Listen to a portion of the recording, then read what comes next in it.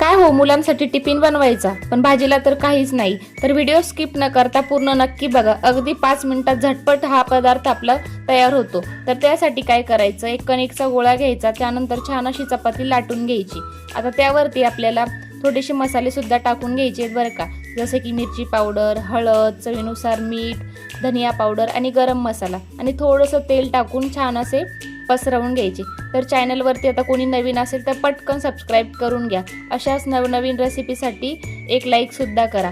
तर आता असं पसरवून घ्यायचं. त्यानंतर असे चाकूच्या सहाय्याने बारीक असे लेअर पाडून घ्यायचे.